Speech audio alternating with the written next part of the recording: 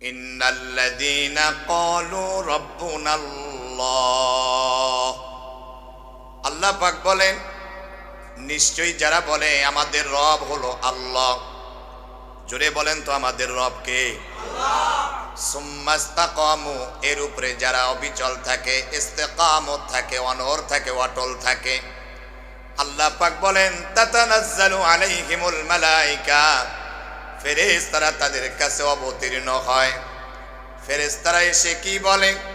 আল্লাহ তাখাফু, তোমাদের কোনো ভয় নাই, ওয়ালা তাহজানু, তোমাদের কোনো চিন্তা নাই, ওয়া আবশিরু বিল জান্নাতিল্লাতী কুনতুম তুআদুন, ওই জান্নাতের শুভ সংবাদ গ্রহণ করো যার ওয়াদা আল্লাহ তোমাদেরকে দিয়েছেন। সুবহানাল্লাহ। তো আল্লাহ পাক বলছেন নিশ্চয়ই যারা বলবে আমাদের রব কে ভাই? আল্লাহ। প্রাণ ভরে আল্লাহকে ডাকতেন আল্লাহ আল্লাহ আল্লাহু আকবার। যারা বলবে আমাদের রব আল্লাহ, এবং আল্লাহ বলার পরে সুম্মাস্তাকামু, ইমানের পথে যারা অবিচল অটল থাকবে, আল্লাহ পাকের ফেরেশতারা তাদের কাছে এসে বলে আল্লাহ তাখাফু, তোমাদের ভয় নাই, ওয়ালা তাহজানু, তোমাদের কোনো চিন্তা নাই, ওয়া আবশিরু বিল জান্নাতিল্লাতী কুনতুম তুআদুন, ওই জান্নাতের শুভ সংবাদ গ্রহণ করো যার ওয়াদা একমাত্র কেবলমাত্র আল্লাহ পাক দিয়েছেন। সুবহানাল্লাহ। নিশ্চয়ই যারা একাত্মবাদের দাওয়াত দিবে, এক আল্লাহর গোলামের দাওয়াত দিবে, তাওহীদের দাওয়াত দিবে, তাদের উপরে বিপদ মুসিবত আসবে, জুলুম নির্যাতন আসবে। ইমানের পথে অবিচল থাকতে গিয়ে কাউকে বা জেল খাটতে হওয়া লাগতে পারে, কাউকে ফাঁসির কাস্টে ওঠা লাগতে পারে, কাউকে রিমান্ডের পর রিমান্ডে থাকা লাগতে পারে। হকের পথে থাকতে গিয়া জীবনটাও আল্লাহ রাস্তায় দেওয়া লাগতে পারে, ঠিক না? হকের পথে দাওয়াত দিতে গিয়া, এই কালেমার দাওয়াত দিতে গিয়ে নবী পয়গম্বরগণ অনেক জুলুমে শিকার হয়েছিলেন। মাসুম নবী মুহাম্মদুর রাসূলুল্লাহ সাল্লাল্লাহু আলাইহি সাল্লাম যখন তায়েববাসীদের কাছে কালেমার দাওয়াত নিয়ে যায়, লা ইলাহা ইল্লাল্লাহ, আল্লাহ নবীজি তায়েফের ময়দানে গিয়ে কাফের বেঈমানদেরকে বললেন তোমরা পড়ো লা ইলাহা ইল্লাল্লাহ, আল্লাহ ছাড়া কোনো মাবুদ নাই, ইলাহ নাই, আইনদাতা নাই, বিধানদাতা নাই, তুফলিহুন, তোমরা সফল কাম হয়ে যাবে। কাফের বেঈমানেরা নবীজির দাওয়াত গ্রহণ করলেন না, বরংস কাফেরদের নেতারা, তায়েববাসীদের নেতারা দুষ্ট যুবকদেরকে লেলিয়ে দিল, হাতের মাঝে পাথর নিয়া দয়ার নবী মায়ার নবীর দিকে ঢিল ছুঁড়ে মারতে লাগলো। ঢিলগুলো এসে নবীজির শরীর মোবারকে লেগে লেগে আমার নবীজির শরীর থেকে রক্ত বের হতে লাগলো। মাথা ফেটে গেল, নবীজির কপাল ফেটে গেল, রক্ত রঞ্জিত লাল হয়ে গেল আমার নবীজির শরীর মোবারক। রক্তগুলো নেমে নেমে পায়ের জুতার সাথে আটার মতো লেগে গেল। নবীজি একবার নয়, দুইবার নয়, তিনবার তায়েফের ময়দানে আমার নবীজি বেহুশ হয়ে গেলেন। আল্লাহর নবী কাফের বেঈমানদের জুলুম নির্যাতন সহ্য না করতে পেরে একটি আঙ্গুর বাগানে নবীজি ঢুকে গেলেন। কাফের বেঈমানদের ভিতরে কত জুলুম ছিল নবীজির প্রতি। আল্লাহ নবী আঙ্গুর বাগানে যখন ঢুকে গেল, আঙ্গুর বাগান যিনি পরিচর্যা করতেন তার নাম ছিল আব্দাস, তিনি কাফের ছিলেন। আল্লাহ নবীজির অবস্থা দেখে দৌড়ে চলে আসলেন, নবীজির শরীর মোবারক রক্তগুলো মুছিয়ে দিলেন। আল্লাহর পয়গম্বরের জন্য আঙ্গুর বাগান থেকে আঙ্গুরগুলো ছিঁড়ে রস বানায়া আমার নবীজিকে পান করিয়ে দিলেন। আমার নবীজি আব্দাসকে ডেকে বলেন তোমার নাম না আব্দাস? বলে হ্যাঁ। আপনি কিভাবে করে জানলেন আমার নাম না আব্দাস? আল্লাহ নবী বলেন শুধু তোমার নাম না, তোমার বাড়িও চিনি, তোমার বাড়ি না অমুক নবীর এলাকায়। বলে হ্যাঁ। আপনি কেমনে জানেন দয়া করে বলেন। আল্লাহ নবীজি বলেন আব্দাস শোনো, আল্লাহ রব্বুল আলামিন এক নবীর খবর আর এক নবীর কাছে জানাইয়া দিয়েছেন। সুবহানাল্লাহ। আল্লাহ নবীজির অবস্থা দেখে পাহাড়ের দায়িত্বশীল ফেরেশতা চলে আসলো, জিবরিল আমিন চলে আসলো। ফেরেশতারা বলতে লাগলো, নবীজি, কাফের বেঈমানেরা আপনাকে রক্ত ঝরিয়েছে, আপনি মনে কষ্ট নিবেন না, মেঘের বাণী করে আমাদের ফেরেশতাদেরকে একটা বার শুধু অনুমতি দেন, দুই পাশের পাহাড় চাপা দিয়া কাফের আর বেঈমানদেরকে ধ্বংস করে দিই।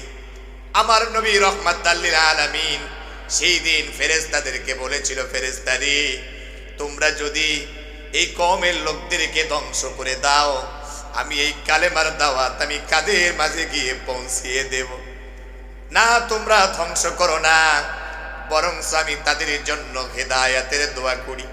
আল্লাহ হতে পারে এদের গর্ভে থেকে যত সন্তান দুনিয়া আসবে, আল্লাহ পাক তাদেরকে মুসলমান বানায়া দিবে, আল্লাহ পাক হেদায়াত দান করে দিবে। নবীর দোয়ার বরকতে দাওয়াতে তাবলীগের পুরা বিশ্বে সবচেয়ে এখন বেশি খেদমত হইতেছে ওই তায়েববাসীরা সবচেয়ে বেশি খেদমত করে। সুবহানাল্লাহ। আমার প্রিয় জনেরা, কপালে চুমু দিয়ে বলি, বুকে জড়িয়ে ধরে বলি, এই দ্বীনের দাওয়াত দিতে গিয়ে নবীগণ কষ্ট করেছেন, সাহাবায়ে কেরাম কষ্ট করেছেন। এই কালেমার দাওয়াত দেওয়ার কারণে নবীদেরকে দেশ ছাড়তে হয়েছে, নিজের মাতৃভূমিতে থাকতে পারে নাই, নিজের এলাকায় থাকতে পারে নাই। আমার নবী বিশ্ব নবী রহমাতাল লিল আলামিন এই কালেমার দাওয়াত যখন দেয়, কাফের বেঈমানেরা ষড়যন্ত্র করে, চক্রান্ত করে, দারুন নদওয়ার ভিতরে গোপন বৈঠক করে। তারা মুহাম্মদ যেভাবে কালেমার দাওয়াত দিতেছে, সামনে তো দেখা যায় মুহাম্মাদের দল ভারী হয়ে যাবে, সবাই দলে দলে মুসলমান হয়ে যাবে। মুহাম্মদকে যদি থামানো না যায়, তাহলে তো সবাই দলে দলে মুসলমান হয়ে যাবে। কি করা যায় তোমরা খেয়াল দাও। দারুন নদওয়ার ভিতরে সমস্ত গোত্রীয় নেতারা সবাই পরামর্শ দিল, খেয়াল দিল যে মুহাম্মদকে জেলখানায় বন্দি করে রাখো, অথবা তাকে হত্যা করে ফেলো, অথবা আমাদের দেশ থেকে তাকে তাড়িয়ে দাও। প্রিয়জনেরা, বন্ধুরা, সবাই পরামর্শ করার পরে যেটা রেজাল্ট আসলো, সর্বশেষে ফয়সালা আসলো যে তোমরা মুহাম্মদকে হত্যা করে ফেলো, শহীদ করে দিয়ে দাও। মুহাম্মদ যদি না থাকে, দিন ইসলাম থাকবে না, কালেমার দাওয়াত দেওয়ার মতো মানুষ থাকবে না, তোমরা এটাই করো। সেখানে দারুন নদওয়ার ভিতরে ফয়সালা হলো, সিদ্ধান্ত হয়ে গেল কিভাবে করে নবীকে হত্যা করবে তারা। প্রত্যেকটা গোত্রীয় বংশীয় যুবকদেরকে, সুঠাম দেহের যুবকদেরকে এক একজন করে বংশ থেকে নেওয়া হবে, তাদের হাতে ধারালো ছুরি দেওয়া হবে। মুহাম্মদ যখন ফজরে বের হবে, সবাই একজোটে তলোয়ার দিয়া নবীরে আক্রমণ করে দুনিয়া থেকে যেন বিদায় করে দিতে পারে। আল্লাহ রাব্বুল আলামিন তাদের গোপন বৈঠকের কথা নবীজির কাছে ফেরেশতা জিবরিল আমিনের মাধ্যমে জানায়া দিলেন। সূরাতুল আনফালের 30 নম্বর আয়াতে কারিমার ভিতরে আল্লাহ পাক বলে দিলেন, ওয়া ইদ ইয়ামকুরু বিকাল্লাযীনা কাফারু লিয়ুসবিতুকা আও ইয়াকতুলুক আও ইউখরিজুকা ওয়া ইয়ামকুরুনা ওয়া ইয়ামকুরুল্লাহ ওয়াল্লাহু খায়রুল মাকিরিন।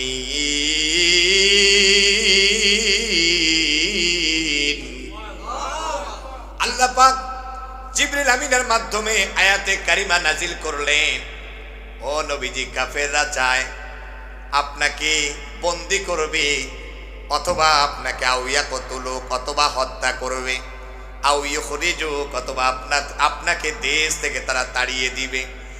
ওয়ায়ামকুরুনা ওয়ায়ামকুরুল্লাহ, কাফেররা তো চায় তাদের ষড়যন্ত্র, তাদের কৌশল বিস্তার করতে। ওরা মনে করে ওদের কৌশল মনে হয় বড়, কিন্তু না। ওয়াল্লাহু খায়রুল মাকিরিন, আল্লাহ পাকের কৌশল হলো সবচেয়ে বড়, সবচেয়ে কৌশলওয়ালা হলো আমার আল্লাহ পাক। ঠিক কিনা বলেন? আল্লাহর কৌশলের সাথে দুনিয়ার কোন কাফের বেঈমানেরা, নাস্তিক মুরতাদেরা পারে নাই, পারবেও না, ভবিষ্যতে পারবে না। ঠিক কিনা বলেন? সম্মানিত বন্ধুগণ আমার, আমার আল্লাহ পাক রব্বুল আলামিন আয়াতে কারিমা যখন নাজিল করলেন ফেরেশতা জিবরিল আমিনের মাধ্যমে, ফেরেশতা জিবরিল আমিন বললেন, নবীজি আপনি আর এই এলাকায় থাকা ভালো হবে না, মেঘের বাণী করে আপনি হিজরত করে মদিনায় চলে যান। আল্লাহ নবী কি করলেন? কাফের আর বেঈমানদের অনেক আমানত ছিল নবীজির কাছে। কাফেররা তো নবীজিকে আল আমিন উপাধি দিয়েছিল, তাদের অনেক কিছু নবীজির কাছে আমানত হিসাবে রাখতে দিয়েছিল। আল্লাহর নবীজি হযরতে আলীকে ডেকে বলেন, আলী রে, আমার কাছে যে আমানত গুলো আছে তোমার কাছে রেখে দাও। সকালবেলা কাফের বেঈমানেরা যখন আমাকে না পাবে তোমার কাছে আসবে, এই আমানত গুলো কাফের বেঈমানদের কাছে পৌঁছিয়ে দিবা। সুবহানাল্লাহ। আল্লাহর পয়গম্বর আলীকে বলেন, আমার বিছানায় তুমি আরাম করো, ঘুম পাড়ো, কাফের বেঈমানেরা তোমার কোনো প্রকার ক্ষতি করতে পারবে না। নবীজি এখন বের হয়ে যাবে। ফেরেশতা জিবরিল আমিন বললেন, আল্লাহ পাক বলেছেন এক মুষ্টি বালু হাতে নিয়া সূরা ইয়াসিনের আয়াতগুলো পাঠ করে আপনি এবার ওই বালুর মাঝে ফু দিয়া দেন, বালুগুলো আপনি ছিটিয়ে দেন। একদিকে ছিটাবেন গো নবী, চতুর্দিকে কাফের বেঈমানদের চোখে এই বালুগুলো আল্লাহ পাক পৌঁছিয়ে দিবেন। আল্লাহ নবীজি সূরা ইয়াসিন আয়াতগুলো পাঠ করে ওই বালুর মাঝে ফু দিলেন, বালুগুলো এইভাবে করে উপরের দিকে মারলেন। সমস্ত কাফের বেঈমানেরা নবীজি ঘরের চতুর্দিকে দাঁড়িয়ে ছিল ধারালো ছুরি নিয়া, বালুগুলো মুহূর্তের ভিতরে আল্লাহ পাক কুদরত দিয়া কাফের বেঈমানদের চোখে প্রবেশ করাইয়া দিয়া সমস্ত কাফের বেঈমানদেরকে মুহূর্তের ভিতরে আল্লাহ পাক বেহুশ করে দিয়া দিলেন। সুবহানাল্লাহ। আমার নবী বিশ্ব নবী রাহমাতাল লিল আলামিন কাফেরদের মাঝখান থেকে চলে গেল সিদ্দিকে আকবার হযরতে আবু বকর সিদ্দিক রাদিয়াল্লাহু তাআলা আনহুর বাড়িতে। নবীজি গিয়ে শুধু দরজায় একটা আবু বকর বলে ডাক দিয়েছে। দরজা খুলতে দেরি হয় না, আবু বকরের সাথে সাথে লাব্বাইক বলে আমার নবীজির খেদমতে সিদ্দিকে আকবার দরজা খুলে দিয়া দিলেন। আল্লাহর নবী আবু বকরকে প্রশ্ন করলেন, আবু বকর তুমি কি ঘুমাও না নাকি? একটা বার শুধু আমি আস্তে করে ডাক দিয়েছি, সাথে সাথে তুমি দরজা খুলে দিলা, বুঝলাম না। হযরত আবু বকর বলেন, নবীজি আপনি একদিন আমারে বলেছিলেন আপনার হিজরতের সাথে আমি হব। ওই দিন যে আপনি বলেছিলেন কোন দিন যাবেন, রাতে যাবেন না দিনে যাবেন, কোন সময়ে যাবেন, আপনি আমারে দিন তারিখ কিছুই বলেন নাই। ওই দিন থেকে আমি অপেক্ষায় ছিলাম, নবীজি কখন না জানিয়ে এসে আমারে সিদ্দিকে আকবার বলে একটা ডাক দিয়া দেয়। যত সময়ে যদি নবীজির খেদমতে দরজা খুলতে দেরি হয়ে যায় আমার নবীর সাথে বেয়াদবি হয়ে যাবে। সেই দিন থেকে আমি আবু বকর আর বিছানায় পিঠ লাগায়া ঘুমাই না, দেওয়ালে আমি পিঠ লাগায়া লাগায়া দরজার ভিতরে হেলান দিয়ে ঘুমাই। সুবহানাল্লাহ। আল্লাহর পয়গম্বর আবু বকর সিদ্দিক রাদিয়াল্লাহু তাআলা আনহুকে নিয়ে নবীজি আমার গারে সুরে গেলেন। একদিন নয়, 3 দিন 3 রাত আমার নবীজি সেই জায়গায় অবস্থান করবে। আবু বকর সিদ্দিক রাদিয়াল্লাহু তাআলা আনহু যখন গারে সুরে রওনা করলেন, আল্লাহর নবীজির খেদমতে আবু বকর একবার ডানে যায়, একবার বামে যায়, একবার পিছনে যায়। আল্লাহ নবীজি বলেন, আবু বকর কেন তুমি এমন ছোটাছুটি করো বুঝলাম না। আবু বকর বলে, নবীজি রাতে সফর শুরু করে দিয়েছি, না জানি দুশমনেরা দূর থেকে আপনারে নবী মনে করে তীর নিক্ষেপ করে, এই জন্য তীর যেন না মারতে পারে আমি ডানে যাই বামে যাই, তীরের আঘাত যদি সহ্য করা লাগে, তীর যদি আসে আমি আবু বকরের শরীরে যেন লাগে, এই কারণে ডানে যাই আবার বামে যাই, বাম দিক থেকে যদি তীর আসে আমি আবু বকরের শরীরে যেন তীর ঢুকে যায়, পিছনে আবারও যায়, দুশমনেরা যদি পিছন দিকে তীর মারে আমি আবু বকরের শরীরে যেন লাগে, আমার নবীজির জীবনটা যেন বেঁচে যায়। সুবহানাল্লাহ। সিদ্দিকে আকবর এত ভালোবেসেছেন নবীকে, এই জামানায় যারা আপনারা আওম আছেন আপনারাও যেন নবীজির মতো আপনারা মহাব্বত করতে পারেন ওলামায়ে কেরামদেরকে। আলেমদের পাশে যেন দেওয়ালের মতো লেগে থাকতে পারে। আলেমদেরকে এরকম মহাব্বত করার দরকার আছে না নাই? আমার প্রিয় জানেন, সম্মানিত বন্ধুগণ আমার, আবু বকর সিদ্দিক রাদিয়াল্লাহু তাআলা আনহু নবীজিকে এত ভালোবেসেছেন, মহাব্বত করেছেন। গারে সুর থেকে আমার নবীজি যখন হিজরত করে মদিনার পথে যাবে, এমন সময় প্রতিদিন সন্ধ্যার সময় আল্লাহর নবীজির শালিকা হযরতে আসমা রাদিয়াল্লাহু তাআলা আনহা প্রতিদিন খাবার পৌঁছিয়ে দিতেন। নবীজি যখন হিজরত করে চলে যাবে, আমার নবীজির জন্য খাবার প্যাকেট করলেন, ব্যাগ বানালেন, কিন্তু নবীজির ব্যাগটাকে বাঁধার জন্য করে দড়ি পেলেন না, রশি পেলেন না। আমার নবীজিকে এত মহাব্বত করেছেন নারীরা, আল্লাহর পয়গম্বরের জন্য এই সালোয়ার কামিজের যে রশি থাকে, ওই রশিটা আসমা রাদিয়াল্লাহু তাআলা আনহা খুলে ব্যাগের মাঝে রশি লাগায়া, দড়ি লাগায়া আমার নবীজির খেদমতে দিয়ে দিয়েছেন। সুবহানাল্লাহ। এত মহাব্বত করেছেন নবীজিকে আমার প্রিয় ভাইয়েরা।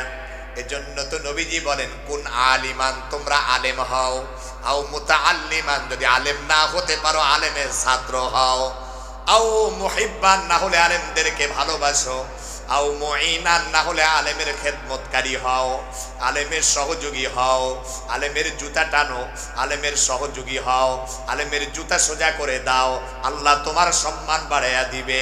আলেমের সাথে খেদমতে থাকো, আলেমের সফর সাথী হও। আমাদের সাথে যারা মাহফিলে সফর সাথী হয়, আল্লাহ পাক তাদের সম্মান মর্যাদা বাড়াইয়া দেয়, ঠিক কিনা? প্রিয়জনেরা, এই যে দেখতেছেন বিশিষ্ট ব্যবসায়ী রাজু ভাই, আমার আরেকজন ভাই দেখতেছেন পাশে, তিনজন, এরা হলো বিশিষ্ট ব্যবসায়ী, এত মহাব্বত করেন, ভালোবাসেন। আমার প্রিয়জনেরা, বন্ধুরা আমার, আল্লাহ পাক রব্বুল আমিন আমার রাজু ভাই এবং এই ভাইদের ব্যবসা প্রতিষ্ঠানে ভরপুর যেন বারাকা দান করেন, জোরে বলি আমিন। আল্লাহ যেন আপনাদেরকেও কলকারখানার মালিক বানায়, আল্লাহ যেন আপনাদেরকেও মক্কা মদিনায় যাওয়ার তৌফিক দান করেন, বলি আমিন। মুসলমান ভাইরা রে আমার, আল্লাহ নবীজি এত কষ্ট সহ্য করেছেন, আল্লাহ পাক আমার নবীকে এত মহাব্বত করেন, এত ভালোবাসেন। হিজরতের ঘটনা, লম্বা ঘটনা বলবো না। নবীজি যখন হিজরত শুরু করে দিয়েছে, সফর করতে করতে আমার নবীজি ক্লান্ত হয়ে গিয়েছেন। কিছু দূর যাওয়ার পরে নবীজি দেখতেছেন একটা ছাগলের পাল দেখা যায়, মালিকও দেখা যায়। হযরতে আবু বকর সিদ্দিক রাদিয়াল্লাহু তাআলা আনহু আমার নবীজিকে বললেন, নবীজি আপনি একটু এখানে বিশ্রাম করেন, আমি একটু দেখি আপনার জন্য খাবারের ব্যবস্থা করতে পারি কিনা। দেখতেছেন মালিককে ডাক দেয়া বলে, নবীজির জন্য, খেদমতের জন্য তোমরা কি একটু আমার নবীজির জন্য একটু তোমরা দুধের ব্যবস্থা করে দিতে পারবা, খাবারের ব্যবস্থা করে দিতে পারবা? আল্লাহ পাকের বান্দি ডাক দেয়া বলে, আমার ঘরে তো তেমন কোনো খাবার নাই। ওই সময় ছিল দেশের ভিতরে দুর্ভিক্ষ, ছাগলের তো ওলানে দুধ নাই, কেমনে তোমাদেরকে পান করাবো? একটা অসুস্থ ছোট্ট একটা বকরির বাচ্চা বেঁধে রেখে দিয়েছে উম্মে মাবাদ, সে বলতেছেন খাবার তো নাই, এই যে অসুস্থ। আল্লাহ নবীজি বলেন, ও আবু বকর, মালিককে বলো ওই যে ছোট্ট ছাগল ছানাটা দেখা যায় আমার কাছে আনার জন্য। ছাগল ছানাটা নবীজির কাছে আনলেন। যে ছাগল ছানার তেমন কোনো ওলান নাই, ওলানের মাঝে নবীজি যখন বিসমিল্লাহ বলে হাত বুলাইয়া দিয়েছে, আল্লাহ রাব্বুল আমিন ওই ছোট্ট ওলানের ভিতরে দুধ দিয়ে আল্লাহ পাক পরিপূর্ণ করে দিয়া দিয়েছেন। আল্লাহ নবীজি দুধ দহন করলেন, নবীজি শান্তি মতো পান করলেন, আবু বকরকেও পান করালেন। এক পেয়ালা দুধ পরিপূর্ণ করিয়া মালিকরেও দুধ দিয়া দিলেন। সুবহানাল্লাহ। আমার ভাইয়ের, আল্লাহ পাক এই জন্য তো বলেন, ইন্নাল্লাযীনা ক্বালু রাব্বুনাল্লাহ, নিশ্চয়ই যারা বলে আমাদের রব আল্লাহ, সুম্মাস্তাকামু, যারা ইমানের পথে অবিচল থাকে, অটল থাকে, তাতানাজ্জালু আলাইহিমুল মালায়েকা, ফেরেশতারা তাদের কাছে অবতীর্ণ হয়, বলে আল্লাহ তাখাফু, তোমাদের কোনো ভয় নাই, ওয়ালা তাহজানু, তোমাদের কোনো চিন্তা নাই, ওয়া আবশিরু বিল জান্নাতিল্লাতী কুনতুম তুআদুন, জান্নাতের শুভ সংবাদ শোনায়, যার ওয়াদা আল্লাহ তোমাদেরকে দিয়েছেন। সুবহানাল্লাহ। আমার প্রিয় ভাইয়েরা, আপনাকে আমাকে মরতে হবে, কবরে যেতে হবে, বড়ই পাতার গরম পানি দিয়া গোসল করানো হবে, সাদা কাপড়ের কাপড় চলে আসবে, বড়ই পাতার গরম পানি দিয়া জীবনে শেষ গোসল দেয়া হবে। মা কাঁদেবে, বাবা কাঁদেবে, আপন জনেরা কাঁদেবে, হাউমাউ হাউমাউ করে কাঁদেবে, জীবনের শেষ বিদায় দিবে। এত সুন্দর বাড়িঘর রাজপ্রাসাদে বউ আপনাকে থাকতে দিবে না, বউ আপনাকে তাড়াতাড়ি বের করে দিবে। কলিজার টুকরা জাদুমণির সন্তানদেরকে এত আদর যত্ন করে বড় করা হলো, কলিজার টুকরা সন্তানরাও ঘরে রাখবে না, ওই বারান্দায় জায়গা করে দিবে, সুন্দর করে গরম পানি দিয়া, বড়ই পাতার গরম পানি, জীবনের শেষ গোসল দেয়া জানাজায় নিবে। মসজিদ থেকে পালকিটা চলে আসবে, খাটলিটা চলে আসবে, জানাজায় নিয়ে যাওয়া হবে। সেখান থেকে দাফনের জন্য যার যার কবরস্থানে নিয়ে যাবে, আপন জনেরা সেখানে নিজের হাত দ্বারা আপনাকে আমাকে দাফন করে আসবে। আপনি চলে যাবেন, একা একা কবরে পড়ে থাকতে হবে এতিমের মতো। কবর হলো সাপ বিচ্ছুর ঘর, কবর কিন্তু পোকামাকড়ের ঘর। কবি কি সুন্দর করে বলেন, কোন জমিনের মাটি আমার হবে গোরস্থান, কোন জমিনের মাটি আমার হবে গোরস্থান। কাদের চোখের জলে আমি পাবো পরিত্রাণ, কোন জমিনের মাটি আমার হবে গোরস্থান। কারায় আমায় গোসল দিবে, কে আনিবে কাফন, কারায় আমায় কেঁদে কেঁদে করে দিবে দাফন, কারায় আমার পাশে বসে, কারায় আমার পাশে বসে শোনাবে কোরআন, কোন জমিনের মাটি আমার হবে গোরস্থান। কারো কাঁধে চড়ে আমি কবর দেশে যাব, জানি না কার মুনাজাতে খোদার রহম পাবো, কার কারণে করবে ক্ষমা, কার কারণে করবে ক্ষমা আল্লাহ মেহেরবান, কোন জমিনে মাটি আমার হবে গোরস্থান। জোরে বলি মারহাবা। প্রিয়জনেরা, বন্ধুরা আমার, এইভাবে করে নবীগণ অনেক কষ্ট করেছেন। একজন নবী ছিলেন যার নাম হলো ইব্রাহিম আলাইহিস সালাতু ওয়াস সালাম, যিনি মুসলিম জাতির পিতা ইব্রাহিম আলাইহিস সালাতু ওয়াস সালাম। এবং হযরত ইব্রাহিম আলাইহিস সালাতু ওয়াস সালাম দাওয়াত দিয়েছেন, তাওহীদের কালেমার দাওয়াত দিয়েছে। পরিমণির ড্যান্স দেখলে ভালো লাগে, কথা লাগে আছে না? পরিমণির ড্যান্স দিলে কি মজা লাগে। আবু জাহেলের নাতিপুতিরা সেই জায়গায় ড্যান্স দেখার জন্য যায়, আর মাহফিলে একটু সময় বসলে চুলকানি শুরু হয়, বসতে ভাল লাগে না, অধৈর্য আসে। ঠিক কিনা বলে? কলিজার টুকরা ভাইরা আমার, ইব্রাহিম আলাইহিস সালাতু ওয়াস সালাম যখন কালেমার দাওয়াত দিলেন, চতুর্মুখী আক্রমণের শিকার হলো। বাবা পর করে দিল, মা পর করে দিল, সন্তানকে দূর দূর করে তাড়িয়ে দিল। ইব্রাহিম আলাইহিস সালাতু ওয়াস সালাম নিরুপায় হয়ে গেলেন না, কারণ তিনি আল্লাহ তাআলা তার সাথে আছেন। ঈমান হলো আল্লাহ পাকের প্রতি, তাওয়াক্কুল আল্লাহর প্রতি। কেউ যদি আমার পাশে না থাকে, আমার রব যদি আমার পাশে থাকে, আমার কোনো আর ভয় নাই। ঠিক কিনা? দুনিয়ার সব হিংসুকরা আমাকে যদি পা ধরে নিচের দিকে টানে, আমার আল্লাহ যদি চুল ধরে উপরের দিকে টানে, দুনিয়ার কোন দুশ্মনদের বাবারও ক্ষমতা নাই আপনার আমার জীবনে কোনোদিন ক্ষতি করতে পারে, ঠিক কিনা? আল্লাহ পাক রব্বুল আলামিন হযরত ইব্রাহিম আলাইহিস সালাতু ওয়াস সালামকে দাওয়াত দেওয়ার জন্য বললেন, নবী দাওয়াত দেয়। তাওহীদের দাওয়াত দিতে গিয়া কাফের বেঈমানেরা নবীজিকে জেলখানায় বন্দী করে রাখলো। দীর্ঘদিন জেলখানায় রাখার পরে নবীজিকে বের করলেন, বহু প্রস্তাব দিলেন। হযরত ইব্রাহিম আলাইহিস সালাম কোনো প্রস্তাব গ্রহণ করলেন না, ভয় দেখালেন, হুমকি দিলেন। হযরত ইব্রাহিম আলাইহিস সালাম ভয় করলেন না। কাফেররা ইব্রাহিম আলাইহিস সালাতু ওয়াস সালামকে ধরে বিশাল অগ্নিকুণ্ড সাজানো হলো, আগুন ধরিয়ে দিল। আগুনের এত তেজ আর এত পাওয়ার, অনেক আকাশের উপরে আগুন উঠে গেল, পাখিরা পর্যন্ত আকাশ দিয়ে ওরা সাহস পায় না। আগুনের কাছে তো দূরে যাওয়া কথা, আগুনের কাছেও যেতে পারে না। ইব্রাহিম নবীরে কেমনে আগুনে ফেলাবে? চরকি বানালো, হাতের মাঝে দড়ি লাগালো, পায়ে রশি লাগালো।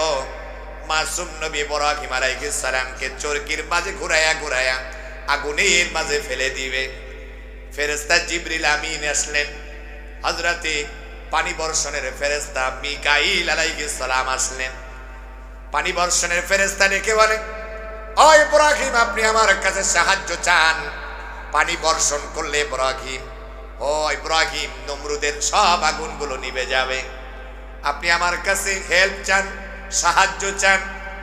মিকাইল আলাইহিস সালামকে ইব্রাহিম নবী বলেন, কেন আমি তোমার কাছে সাহায্য চাবো?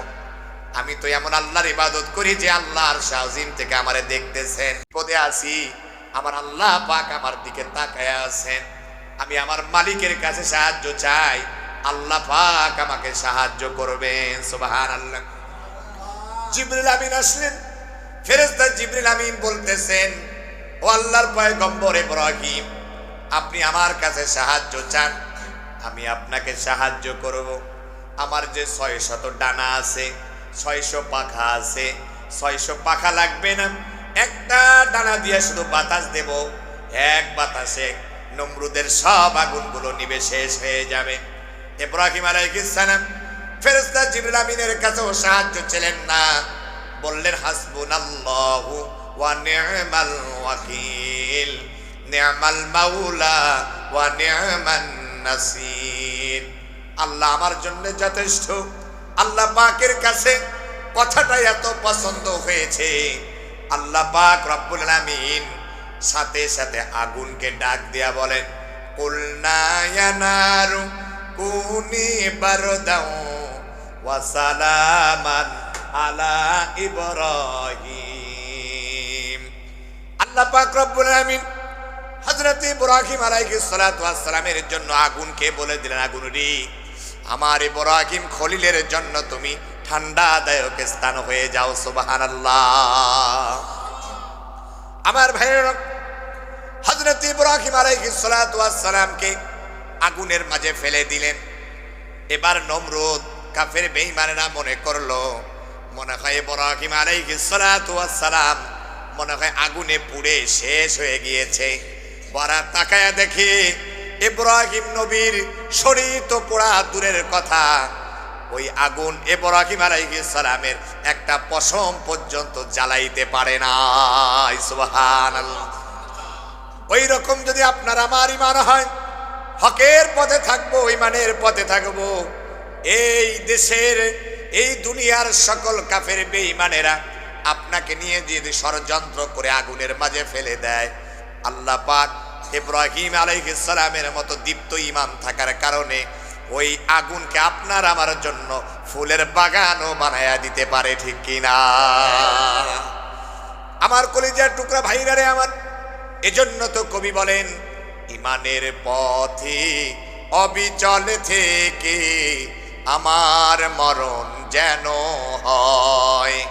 ঈমানের পথে অবিচল থেকে আমার মরণ যেন হয়। তোমারই কাছে মিনতি আমার, মহামহিম দয়া ইমানের পথে অবিচল থেকে আমার মরণ যেন হয়। ইমানের পথে অবিচল থেকে আমার মরণ যেন হয়। জোরে বলা যাবে কি আমিন? আমার প্রিয় ভাইয়েরা, বন্ধুরা আমার, আরো শোনার মতো মন মানসিকতা আছে? আরেকটু শুনবেন, আরেকটু শুনবেন। আমার প্রিয় ভাইয়েরা, ঈমান ছিল কেমন? সূরাতুল বুরুজের তাফসীর আপনারা পড়লে দেখতে পাবেন। হযরত ইবনে কাসির রাহমাতুল্লাহি আলাইহি তাফসীর ইবনে কাসিরের ভিতরে একটি ঘটনা এনেছেন। আগের জামানায় একজন জালিম বাদশা ছিল। ওই জালিম বাদশার যুগে রাজ দরবারে একজন জাদুকর ছিল। ওই জাদুকর যখন বার্ধক্য উপনীত হলো, বৃদ্ধ হয়ে গেল, জাদুকর রাজাকে বলতেছেন, রাজা প্রধান, আমার তো হায়াতের জিন্দেগি শেষ সময়, আপনি মেহেরবানি করে একটা বালকের ব্যবস্থা করে দেন। বালক তার খ্রিস্টান পাদ্রীর কথা বলে দিল। খ্রিস্টান পাদ্রীকেও ধরে নিয়ে আসা হলো। বলা হলো, ঈমান যদি না ছেড়ে দাও তাহলে তোমাকে শুলে চড়াইয়া দুনিয়া থেকে বিদায় করা হবে। বলে, ঈমান দিব না, জীবনটা দিয়া দেব। তুমি যদি আমারে মেরে ফেলো ভয় করি না, ঈমান নিয়া পরকালে নাজাত পেয়ে জান্নাতের মালিক হয়ে যাব। সুবহানাল্লাহ। খ্রিস্টান পাদ্রীকে মেরে ফেলা হলো, শহীদ করে দেওয়া হলো হাজার হাজার মানুষের সামনে। এবার বালকের পাড়া বালকরে বলল, বালকরে দেখ, তোর ওস্তাদকে ছাড়ি নাই, দুনিয়া থেকে বিদায় করে দিয়েছি, তুই যদি মরতে না চাস তাড়াতাড়ি করে ঈমান ছেড়ে দে। বালক বলে, না, একবার ঈমান এনেছি আর ঈমান থেকে পিছু হটবো না, যত ভয়ে দেখাও না কেন। সৈন্যবাহিনীদেরকে লাগিয়ে দেওয়া হলো। সৈন্যদেরকে বলা হলো, একে ধরে নিয়ে যাও পাহাড়ের উপরে, পাহাড়ের চূড়ায় উঠায়া সেখান থেকে তাকে ছেড়ে দিবা, ফেলে দিবা। সৈন্যরা নিয়ে গেল পাহাড়ের উপরে। এবার আল্লাহ রাব্বুল আলামিন পাহাড়কে ডাক দিয়া বলেন, পাহাড় রে, ও পাহাড়। আল্লাহ পাক রব্বুল আলামিন পাহাড়কে অনুমতি দিলেন, পাহাড় কাঁপা শুরু করে দাও। সৈন্যদেরকে ফেলে দিয়া আমার মাহবুব পেয়ারা বান্দাটারে তুমি বাঁচায়া দাও। পাহাড়কে অনুমতি দেওয়ার কারণে পাহাড় কাঁপা শুরু করেছে আল্লাহর হুকুমে। সমস্ত সৈন্যবাহিনীরা উপর থেকে ঠাস ঠাস করে পড়ে গেল, সবাই ধ্বংস হয়ে গেল। আল্লাহর প্রতি ঈমান আনার কারণে আল্লাহ রাব্বুল আলামিন পাহাড়ের উপরে বালকরে বাঁচায়া দিলেন। জোরে বলি সুবহানাল্লাহ। সেই জায়গা থেকে বালক এবার নিচে নেমে আসলো, রাজ দরবারে চলে গেল। রাজার কাছে যাওয়ার পরে রাজা কয়, কি রে বালক, তুই মরিস নাই নাকি? কে তোরে বাঁচালো? বলে, আমার যিনি খালিক, আমার যিনি মালিক, আল্লাহ আমারে বাঁচিয়েছেন। তোমার সৈন্যদেরকে আল্লাহ ধ্বংস করে দিয়েছে, এইভাবে তোরে মারা যাবে না। তাহলে আরো সৈন্যদেরকে লাগিয়ে দিল। বলা হলো, তারে সমুদ্রে নিয়ে যাও, সমুদ্রের মাঝখানে নিয়ে গিয়ে বালকরে ছেড়ে দাও। সমুদ্রে নিয়ে গেল জাহাজে করে। আল্লাহ রাব্বুল আলামিন সমুদ্রকে বললেন, সমুদ্র উত্তাল তরঙ্গমালা শুরু হয়ে যাও, ঢেউ শুরু হয়ে যাও। জাহাজ কাঁপতে কাঁপতে সৈন্যরা সেখানে পড়ে গিয়া সমস্ত সৈন্যদেরকে আল্লাহ চুবায়া চুবায়া দুনিয়া থেকে বিদায় করে দিল। জাহাজের উপরে আল্লাহ পাকের বান্দার ঈমান থাকার কারণে আল্লাহ রাব্বুল আলামিন ওই বালকরে ওই সমুদ্রের উপরে আল্লাহ পাক বাঁচায়া দিলেন। সুবহানাল্লাহ। সেই জায়গা থেকে আবার সমুদ্রের তীরে আসলো, আবার রাজ দরবারে চলে আসলো। এবার রাজা বলে, কিরে, এত কষ্ট করলাম তোরে মারার জন্য, তাও তুই মরিস নাই। এবার বালক ডাক দেয়া বলে, রাজা প্রধান, যদি তুমি আমারে মারতে চাও একটা কৌশল অবলম্বন করো।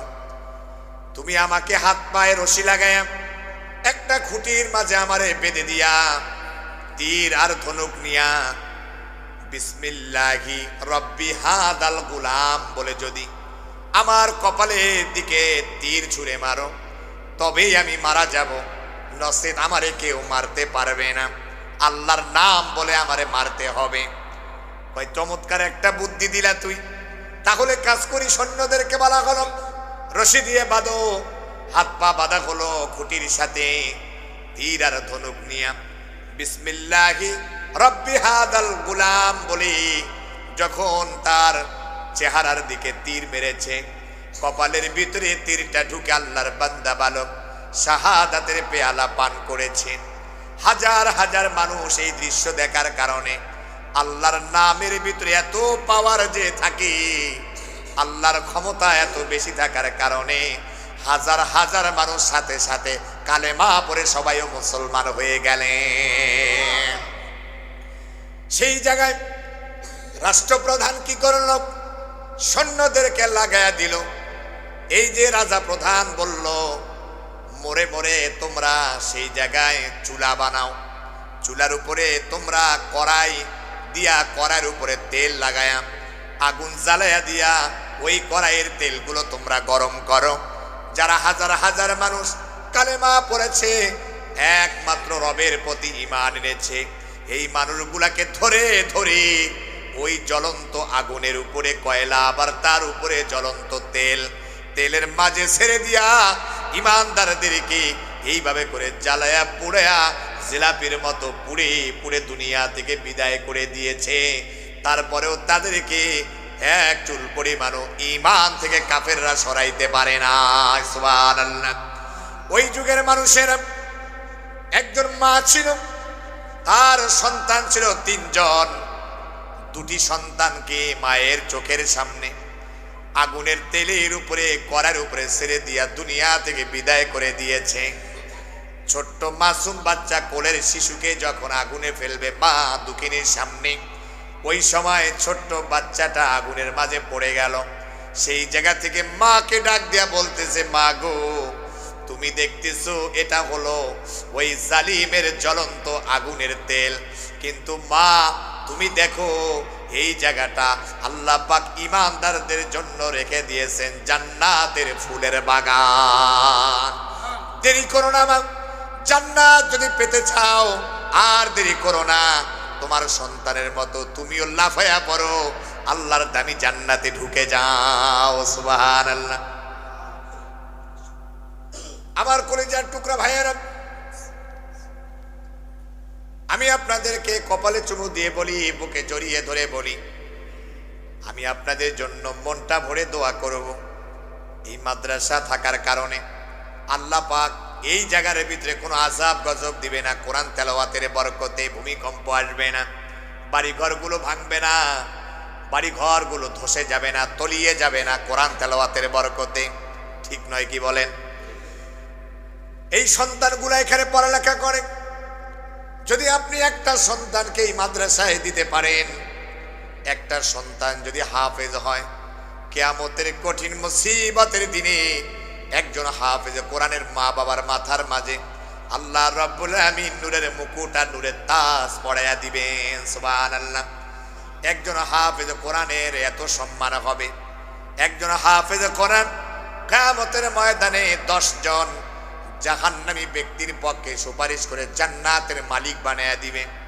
সন্তান হাফেজ কোরআন কিয়ামতে দেখবে মা দুঃখিনী জাহান্নামের দিকে যায়, বাবা জাহান্নামের দিকে যায়, দাদা দাদি নানা নানি বংশের লোকেরা 10 জন ব্যক্তি জাহান্নামী ফয়সালা হয়েছে। হাফেজ কোরআন আল্লাহকে ডাক দিও, আল্লাহ ও রব্বে কারীম, আমার মা দুঃখিনী মানুষের বাড়িতে কাজ কাম করি, গার্মেন্টসে শ্রম দিয়া আমার মা দুঃখিনী আমার লালন পালন করেছে, কষ্ট করিয়া হাফেজ কোরআন বানাইছে।